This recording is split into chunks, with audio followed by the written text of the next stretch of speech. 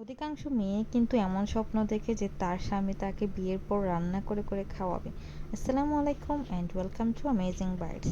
যারা কিনা এমন হাজবেন্ড পেয়েছে তারা কিন্তু আসলেই খুবই ভাগ্যবতী। নিশ্চয়ই ভাবছেন হঠাৎ এমন কথা কেন বললাম। আসলে আমিও এমন একজন মানুষ পেয়েছি যে কিনা রান্না করতে খুবই ভালোবাসে। আর আমার কিন্তু এই রান্না বান্না নিয়ে কোনো টেনশনই করতে হয় না। আর বাসায় যদি কখনো মেহমান আসে সে চায় সে যেন পুরো রান্না সবগুলো একা হাতেই করে। আর দেখতেই পাচ্ছেন এখানে প্রথমে আমার হাজবেন্ড এই তেলের মধ্যে অনেকগুলো পেঁয়াজ বেরেস্তা করে নিয়েছে। এরপর আমিও তাকে একটু হেল্প করে দিচ্ছিলাম, এই মুরগিগুলো লবণ দিয়ে মাখিয়ে দিচ্ছিলাম। সে কিন্তু রান্না করার আগে বাবুর্চির কাছ থেকে পুরো রেসিপিটা নিয়েছে কিভাবে রান্না করবে। এই তো এবার সবগুলো তেলে ভেজে নিচ্ছে। আর এই রেসিপিটা কিন্তু এত বেশি মজা হয়েছে, সবাই প্রশংসা না করে পারছিল না। আর সবাই শুনে তো অবাক হয়ে গিয়েছে এই রান্নাটা যে আমার হাজবেন্ড করেছিল। আসলে আমারও যখন রান্না করতে ইচ্ছা করে না কিংবা আমার নিজের রান্না খেতে খেতে বোর হয়ে যায় তখন কিন্তু আমি তাকে রান্না করতে বলি। তার রান্না কিন্তু আসলেই অনেক বেশি মজা। এরপর সে চিকেনগুলো ভেজে নিয়েছে আর এখানে দিয়ে দিচ্ছে কিছু গোটা মশলা। এর মধ্যে দারুচিনি, এলাচ, জয়িত্রী, লবঙ্গ এইসব ছিল। এগুলো ভেজে নেওয়ার পর এখানে দিয়ে দিচ্ছে অনেকগুলো পরিমাণে পেঁয়াজ বাটা। আসলে সে সবগুলো তার চোখের আন্দাজে দিয়েছিল। এরপর দিয়ে দিচ্ছে রসুন বাটা। আজকের রেসিপিটা কিন্তু রাঁধুনির যে রোস্টের মশলা আছে সেটা ইউজ করেই করছে। এরপর আদা বাটা দিয়ে দিচ্ছে বাদাম বাটা আর সাদা সরিষা বাটা।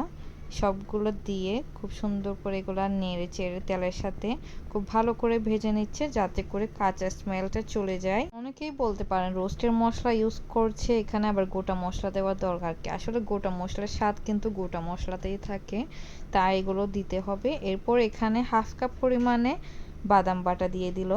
আবারও সবগুলো কিন্তু খুব ভালো করে নেড়ে চেড়ে মিক্স করে নিচ্ছে আর একটু ভেজে নিচ্ছে। আজকের এই রোস্টের মধ্যে প্রায় 3টা মতো মুরগি এখানে ইউজ করছে। আর এখানে লবণ দিয়ে দিচ্ছে টমেটো সস। টমেটো সসটা কিন্তু কালারের জন্য অবশ্যই দিতে হবে। এরপর লাল মরিচের গুঁড়া, জিরা গুঁড়া, অল্প একটু ধনিয়া গুঁড়া দিচ্ছে। এগুলো দিয়ে খুব ভালো করে মিক্স করে নিয়েছি। এরপর একটু পানি দিয়ে ভালো করে কষিয়ে নিল। আর এখন রোস্টের মশলাটা পুরোটাই ঢেলে দিচ্ছে।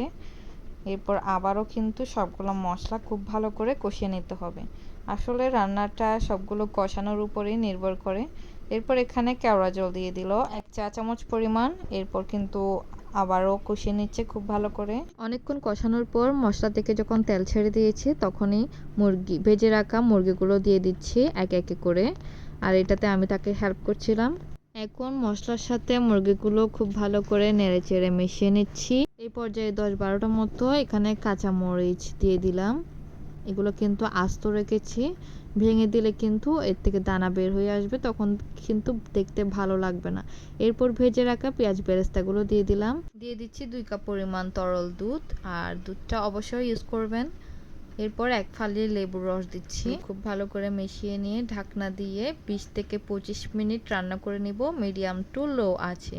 এরপর ঢাকনা তুলে এখানে ঘি দিয়ে দিচ্ছি আর অল্প একটু পেঁয়াজ বেরেস্তা দিয়ে দিচ্ছি।